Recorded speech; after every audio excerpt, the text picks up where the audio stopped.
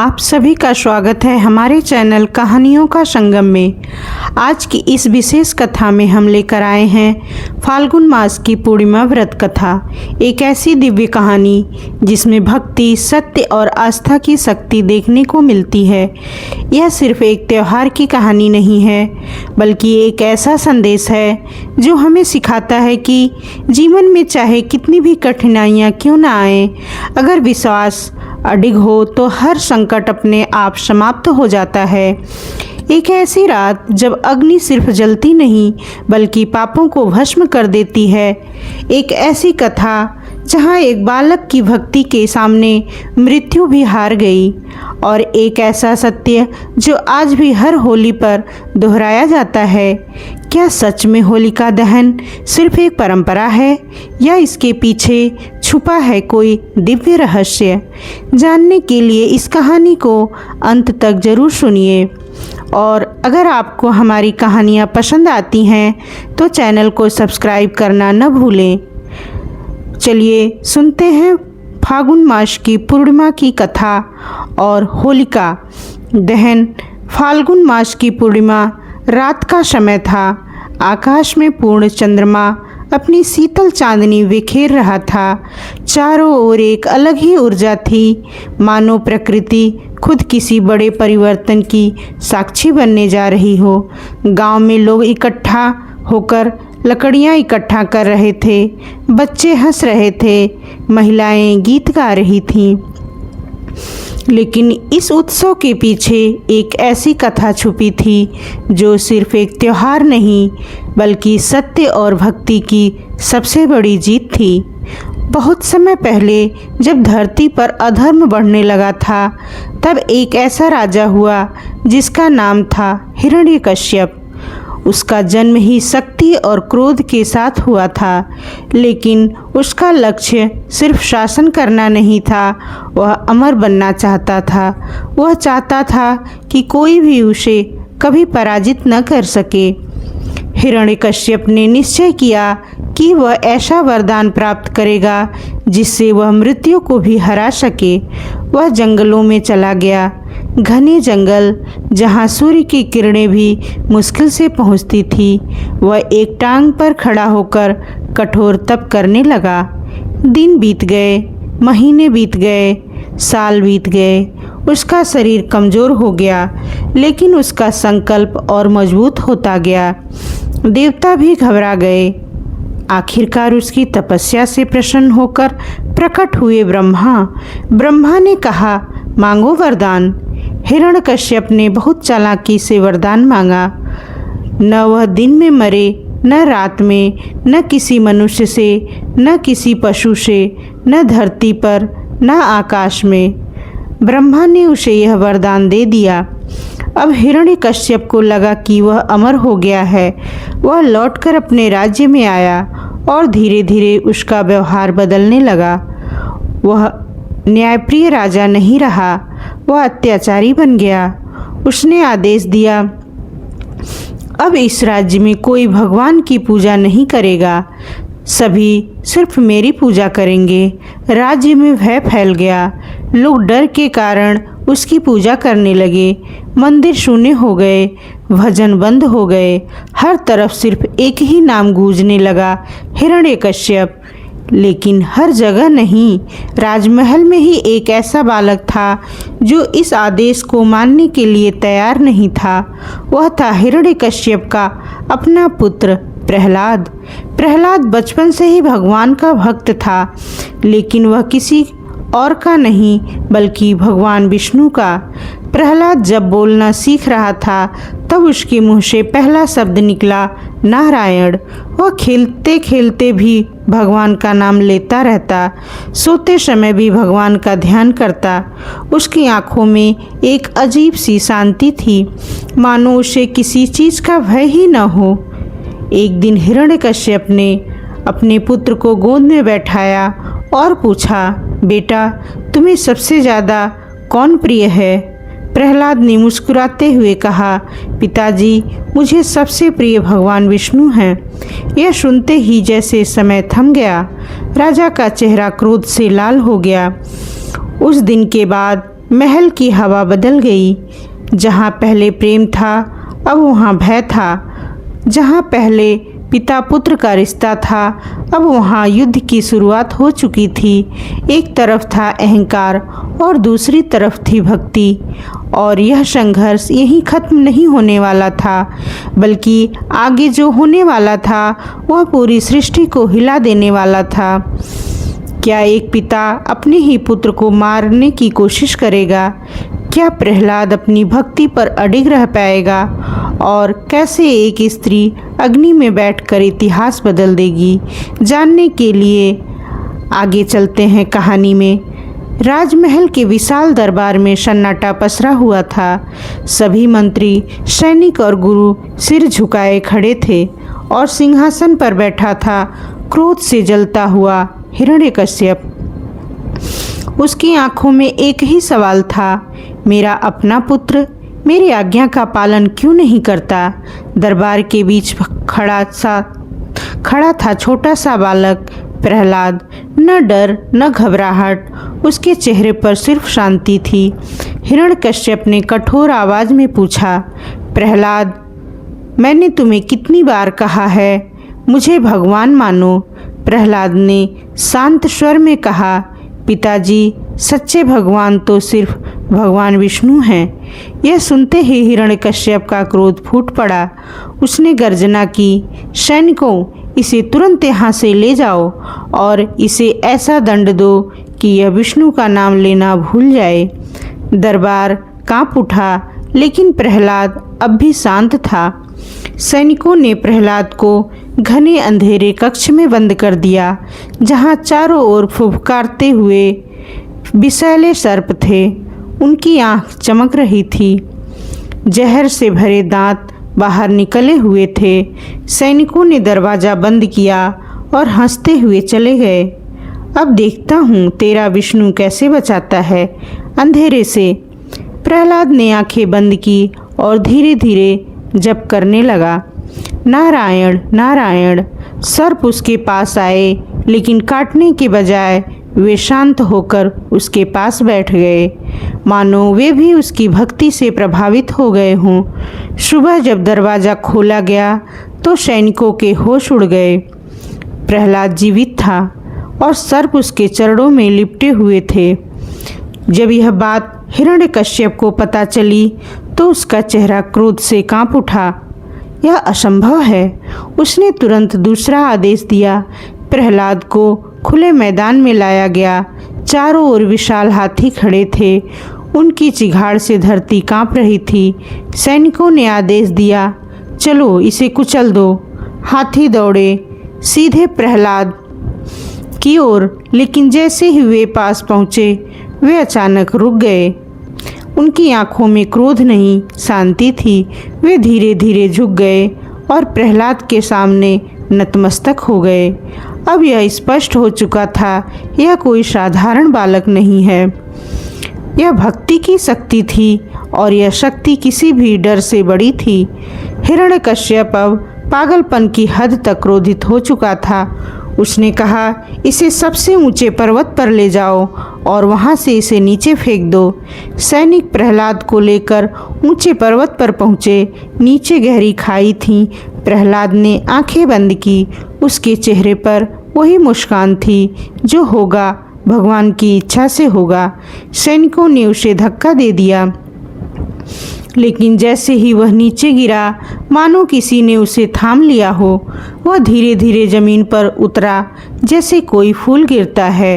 अब पूरे राज्य में एक ही चर्चा थी, यह बालक कौन है? इसे कौन बचा रहा है? लोगों के दिल में फिर से भगवान के प्रति विश्वास जागने लगा। हिरण्यकश्यप ने प्रहलाद को फिर अपने सामने बुलाया। इस बार उसकी आवाज़ में क्रोध नहीं, बल्कि चुनौती थी। अगर तेरा भगवान हर जगह है तो क्या वह इस स्तंभ में भी है? प्रहलाद ने बिना डरे कहा, हाँ, भगवान हर जगह है। यह सुनकर हिरण्यकश्यप ने गदा उठाई और पूरे जोर से स्तंभ पर प्रहार किया। धड़ाम! पूरा महल कांप उठा और उसी क्षण कुछ ऐसा होने वाला था जो पूरी सृष्टि ने पहले कभी नहीं देखा था। क्या सच में भगवान उसे स्तंभ में थे? क्या अब हिरण्यकश्यप का अंत होने वाला है? और इस कहानी में होलिका कहाँ आएगी, जानने के लिए चलते हैं कहानी के अगले भाग में।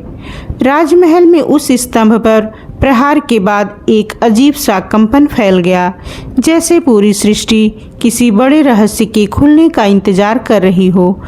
धूल धीरे धीरे बैठने लगी, लेकिन हिरण्यकश्यप के चेहरे पर अब भी घमंड था। उसे विश्वास था कोई भगवान नहीं आएगा। उसने प्रहलाद की ओर देखा और हंसते हुए कहा, देख लिया, कहीं कोई नहीं है तुम्हारा विष्णु। प्रहलाद शांत था, उसकी आंखें बंद थी और होठों पर वही नाम नारायण।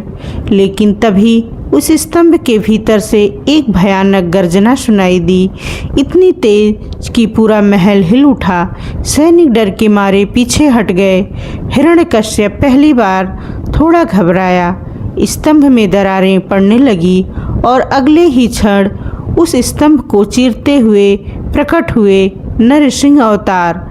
न आधा मनुष्य न पूरा पशु, आधा सिंह आधा मानव, आँखों में अग्नि, नाखूनों में बिजली। यह स्वरूप इतना भयानक था कि देवता भी कांप उठे। प्रहलाद ने आंखें खोली और उसके चेहरे पर डर नहीं था, आनंद था। मेरे भगवान! लेकिन हिरण्यकश्यप अब उसका घमंड टूटने लगा था। फिर भी उसने हार नहीं मानी। वह चिल्लाया, मैं अमर हूँ, कोई मुझे मार नहीं सकता। नरसिंह अवतार ने उसे पकड़ लिया, उसे महल के दरवाजे की चौखट पर ले गए। न अंदर न बाहर, समय था संध्या का, न दिन न रात। उसे अपनी जांघों पर रखा, न धरती न आकाश, और अपने नाखूने से उसका अंत कर दिया, न मनुष्य और न पशु। इस प्रकार उसका वरदान भी टूट गया और उसका अहंकार भी। पूरा महल शांत हो गया, हवा जैसे थम गई। अब वहाँ सिर्फ भक्ति की जीत थी। प्रहलाद धीरे धीरे आगे बढ़ा, उसने भगवान के चरणों में सिर झुका दिया।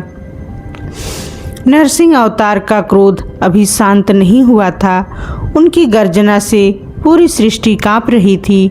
देवता भी पास आने से डर रहे थे। तब सभी ने प्रहलाद से कहा, सिर्फ तुम ही उन्हें शांत कर सकते हो। प्रहलाद ने हाथ जोड़कर प्रार्थना की, प्रभु आप शांत हो जाइए। और धीरे धीरे नरसिंह का क्रोध शांत होने लगा। उनकी आंखों में करुणा आ गई। उन्होंने प्रहलाद को आशीर्वाद दिया, तुम्हारी भक्ति अमर रहेगी।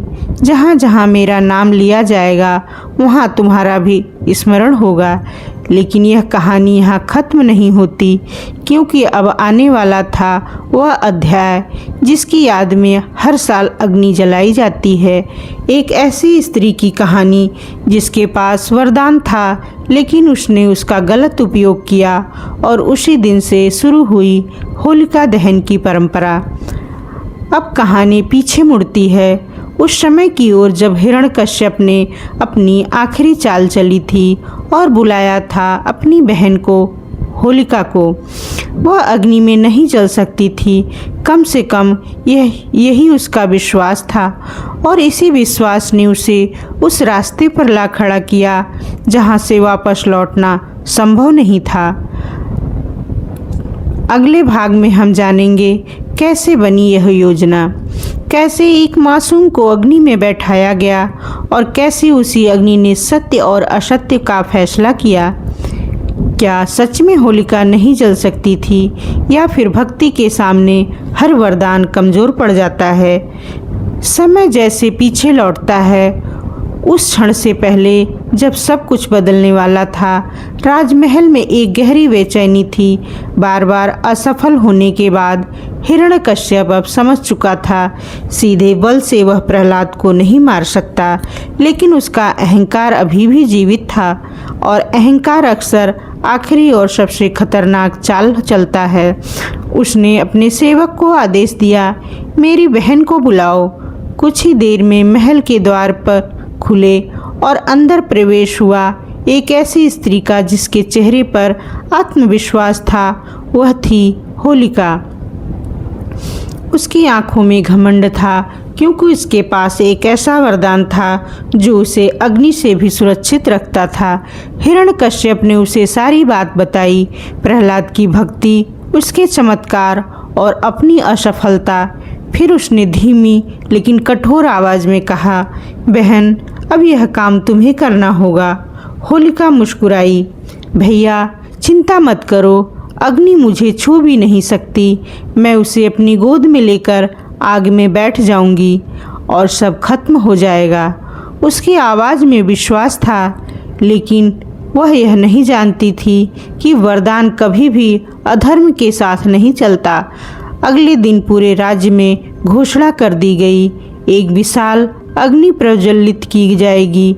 लोगों को बुलाया गया, कोई इसे उत्सव समझ रहा था, कोई तमाशा, लेकिन कोई नहीं जानता था यह इतिहास बनने जा रहा है। शाम का समय था, आकाश लाल हो चुका था, चारों ओर लकड़ियों का एक विशाल ढेर तैयार किया गया। हवा में एक अजीब सा तनाव था, लोग धीरे धीरे इकट्ठा हो रहे थे, कुछ डर के कारण, कुछ जिज्ञासा के कारण। बीच में खड़ा था छोटा सा प्रहलाद, जिसके चेहरे पर आज भी वही शांति थी, मानो उसे सब पता हो। होलिका आगे बढ़ी, उसने प्रहलाद को अपनी गोद में उठाया और धीरे से कहा, अब देखती हूँ तुम्हारा भगवान तुम्हें कैसे बचाता है। प्रहलाद ने मुस्कुराकर कहा, माता, भगवान हर जगह हैं। उसकी आवाज़ में डर नहीं था, सिर्फ विश्वास था।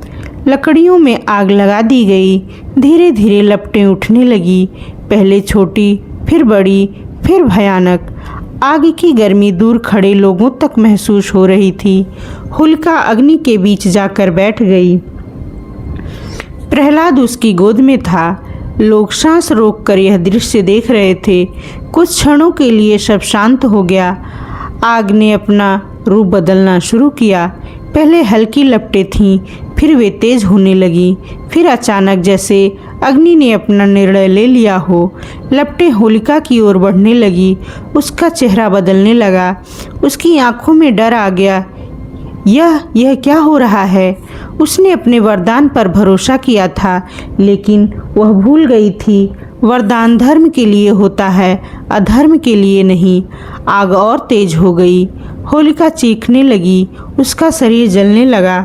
वह प्रहलाद को छोड़ना चाहती थी, लेकिन अब बहुत देर हो चुकी थी। और दूसरी ओर प्रहलाद, यह बिल्कुल शांत बैठा था। उसके चारों ओर जैसे एक अदृश्य कवच था। आग उसे छू भी नहीं पा रही थी। वह आंखें बंद करके भगवान का नाम ले रहा था, नारायण नारायण। कुछ ही क्षणों में सब कुछ समाप्त हो गया। आग शांत हुई, धुआं छटा, और जो दृश्य सामने आया उसे देखकर सभी स्तब्ध रह गए। होलिका राख बन चुकी थी और प्रहलाद, वह सुरक्षित खड़ा था, बिल्कुल वैसे ही जैसे कुछ हुआ ही न हो। भीड़ में हलचल मच गई। लोग एक दूसरे को देखने लगे। किसी को समझ नहीं आ रहा था यह चमत्कार था या न्याय उस दिन का। पहली बार लोगों ने समझा, भक्ति सिर्फ शब्द नहीं होती, यह एक शक्ति है जो अग्नि को भी बदल सकती है। उस रात लोगों ने उसी अग्नि को घेर कर प्रार्थना की, अपनी बुराइयों को उस आग में समर्पित किया, और तभी से शुरू हुई होलिका दहन की परंपरा। लेकिन कहानी का एक और पहलू अभी बाकी है। वह क्या कारण था कि प्रहलाद को इतनी अटूट भक्ति मिली? क्या यह सिर्फ उसका विश्वास था या इसके पीछे कोई और रहस्य था? और क्यों आज भी फाल्गुन पूर्णिमा पर व्रत रखा जाता है? जानते हैं कहानी के अगले भाग में। व्रत की विधि, उसका आध्यात्मिक रहस्य और वह फल जो इस एक दिन के उपवास से मिल सकता है। क्या सच में यह व्रत जीवन बदल सकता है? रात गहरी हो चुकी थी। होलिका की अग्नि अब शांत हो चुकी थी, लेकिन उसकी राख से उठती हल्की गर्मी अब भी एक संदेश दे रही थी। लोग धीरे धीरे उस अग्नि के चारों ओर इकट्ठा होने लगे। कुछ की आंखों में आश्चर्य था, कुछ के मन में श्रद्धा, कुछ ऐसे भी थे जिनके भीतर पहली बार विश्वास जागा था। प्रहलाद उस अग्नि के सामने खड़ा था, उसके चेहरे पर वही शांति, मानो उसने कुछ खोया नहीं बल्कि सब पा लिया हो। तभी कुछ ऋषि वहां आए। उन्होंने उस अग्नि को देखा और ध्यान में लीन हो गए। कुछ देर बाद उन्होंने आंखें खोली और कहा, यह कोई साधारण घटना नहीं है, यह धर्म और अधर्म के बीच का निर्णय है। उन्होंने लोगों से कहा, आज का दिन फाल्गुन मास की पूर्णिमा अब इससे सदा के लिए पवित्र माना जाएगा। इस दिन से जो भी सच्चे मन से व्रत करेगा उसके जीवन के कष्ट दूर होंगे। लोग ध्यान से सुनने लगे। ऋषियों ने आगे कहा, लेकिन व्रत सिर्फ भूखे रहने का नाम नहीं है, यह मन, वचन और कर्म की शुद्धि का संकल्प है। उन्होंने व्रत की विधि बताई। सुबह ब्रह्म मुहूर्त में उठकर स्नान करो, मन को शांत करो और फिर भगवान विष्णु का ध्यान करो। दिन भर संयम रखो, झूठ, क्रोध और बुरे विचारों से दूर रहो। शाम को होलिका दहन के समय उस अग्नि के पास जाओ और अपने भीतर की बुराइयों को याद करो। अहंकार, ईर्ष्या, क्रोध और मन ही मन प्रार्थना करो, हे प्रभु, जैसे यह अग्नि होलिका को भस्म कर गई, वैसे ही मेरे अंदर की बुराइयों को भी जला दो। लोगों ने वैसा ही किया। उस दिन पहली बार अग्नि सिर्फ लकड़ियों को नहीं जला रही थी, वह लोगों के भीतर के अंधकार को भी खत्म कर रही थी। धीरे धीरे यह परंपरा फैलने लगी। हर साल फाल्गुन पूर्णिमा की रात लोग अग्नि जलाते और उसी घटना को याद करते हैं जहां भक्ति ने अहंकार को हराया था। लेकिन ऋषियों ने एक और बात कही, इस व्रत का सबसे बड़ा फल क्या है जानते हो? लोग चुप रहे। उन्होंने कहा, यह व्रत सिर्फ कष्ट दूर नहीं करता, यह मन को बदल देता है, और जब मन बदल जाता है तो जीवन अपने आप बदल जाता है। प्रहलाद ने यह सब सुना और उसने हाथ जोड़कर कहा, अगर यह व्रत लोगों को भगवान के करीब लाता है तो यही सबसे बड़ा फल है। उस दिन के बाद राज्य में सब कुछ बदल गया। जहाँ पहले डर था अब वहाँ भक्ति थी, जहाँ पहले अहंकार था अब वहाँ नम्रता थी। और यही कारण है कि आज भी जब होलिका दहन होता है तो लोग सिर्फ एक परंपरा नहीं निभाते, वे उस सत्य को याद करते हैं कि सच्ची भक्ति हर अग्नि से बड़ी होती है। लेकिन क्या आपने कभी सोचा है कि इस व्रत को सही तरीके से करने पर आपके जीवन में क्या बदलाव आ सकते हैं? क्या सच में यह सिर्फ धार्मिक परंपरा है या इसके पीछे कोई गहरा आध्यात्मिक विज्ञान भी छिपा है? और अगर इस व्रत में छोटी सी भी गलती हो जाए तो क्या उसका फल नहीं मिलता? इन सभी सवालों का जवाब और इस कथा का अंतिम रहस्य अगले भाग में हम देखते हैं। क्या आप सही तरीके से यह व्रत कर रहे हैं? अगली सुबह पूर्णिमा की शीतल चांदनी अब सूर्य की किरणों में बदल चुकी थी, लेकिन उस रात की घटना लोगों के मन में अब भी जीवित थी। गांव में, नगरों में, हर जगह एक ही चर्चा थी, कैसे एक बालक अग्नि से बच गया, कैसे एक वरदान भी भक्ति के सामने हार गया। धीरे धीरे समय बीतता गया, लेकिन फाल्गुन पूर्णिमा का यह दिन हर साल आने लगा और हर साल लोग उसी श्रद्धा से व्रत रखने लगे। लेकिन हर कोई यह नहीं समझ पाया कि इस व्रत की असली शक्ति क्या है। एक दिन कुछ शिष्य एक ज्ञानी ऋषि के पास पहुँचे। उन्होंने पूछा, गुरुदेव, हम हर साल व्रत तो रखते हैं, लेकिन क्या हमें इसका पूरा फल मिलता है?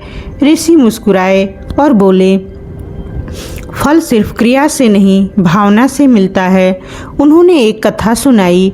एक ही गांव में दो व्यक्ति रहते थे। दोनों ने फाल्गुन पूर्णिमा का व्रत रखा। पहला व्यक्ति सुबह उठा, स्नान किया, पूजा की, लेकिन पूरे दिन उसके मन में क्रोध था। वह बार बार सोच रहा था, कब शाम होगी, कब व्रत खत्म होगा। दूसरा व्यक्ति, उसने भी व्रत रखा, लेकिन उसने पूरे दिन अपने मन को शांत रखा, किसी से बुरा नहीं बोला, जरूरतमंद की मदद की और हर पल भगवान का स्मरण किया। भगवान विष्णु शाम को दोनों ने व्रत खोला, लेकिन कुछ दिनों बाद पहले व्यक्ति के जीवन में कोई बदलाव नहीं आया, वही समस्याएं, वही तनाव, और दूसरे व्यक्ति के जीवन में धीरे धीरे शांति आने लगी, उसके कष्ट कम होने लगे। शिष्यों ने आश्चर्य से पूछा, ऐसा क्यों हुआ गुरुदेव? ऋषि ने कहा, क्योंकि पहला व्यक्ति सिर्फ भूखा रहा और दूसरा व्यक्ति भीतर से बदला। उन्होंने आगे कहा, फागुन पूर्णिमा का व्रत शरीर को नहीं, मन को शुद्ध करने के लिए है। अगर मन शुद्ध नहीं हुआ तो व्रत अधूरा है। शिष्य ध्यान से सुन रहे थे। ऋषि ने फिर समझाया, जब तुम होलिका की अग्नि के सामने खड़े होते हो तो सिर्फ लकड़ियों को जलते मत देखो, अपने भीतर के दोषों को पहचानो। अहंकार, उन्हें याद आया हिरण्यकश्यप। भक्ति, उनके मन में आया प्रहलाद और अधर्म का अंत। उन्हें याद आई होलिका। ऋषि बोले, यह कहानी सिर्फ सुनने के लिए नहीं है, यह जीने के लिए है। अगर तुमने अहंकार छोड़ दिया तो तुमने हिरण्यकश्यप को जला दिया। अगर तुमने भक्ति अपना ली तो तुम प्रहलाद बन गए। और अगर तुमने अपने अंदर की बुराइयों को खत्म कर दिया तो वही असली होलिका दहन है। शिष्य भावुक हो गए। उन्होंने पहली बार समझ आया कि यह व्रत सिर्फ एक परंपरा नहीं, एक साधना है। समय के साथ यह परंपरा पीढ़ी दर पीढ़ी चलती रही। आज भी जब फागुन पूर्णिमा आती है तो लोग अग्नि जलाते हैं, रंग खेलते हैं और खुशियाँ मनाते हैं, लेकिन पूरे उत्सव के पीछे एक गहरा संदेश छुपा है। भक्ति में शक्ति है, अहंकार का अंत निश्चित है, और सत्य चाहे कितनी भी परीक्षा क्यों न दे, अंत में जीतता जरूर है। तो जब भी आप होलिका दहन के समय अग्नि के सामने खड़े हों तो एक पल के लिए आंखें बंद करें और मन ही मन कहें, हे प्रभु, मेरे अंदर जो भी बुरा है उसे इस अग्नि में जला दो। यही इस व्रत का सार है, यही इस कथा का संदेश है, और यही कारण है कि फागुन पूर्णिमा आज भी सिर्फ एक त्योहार नहीं बल्कि आत्मा को शुद्ध करने का अवसर है। अगर यह कथा आपके दिल को छू गई हो तो इसे साझा जरूर करें, और ऐसी ही पौराणिक कथाओं के लिए हमारे चैनल कहानियों का संगम से जुड़े रहें। मिलते हैं फिर ऐसी ही एक और पौराणिक कहानियों के साथ। धन्यवाद।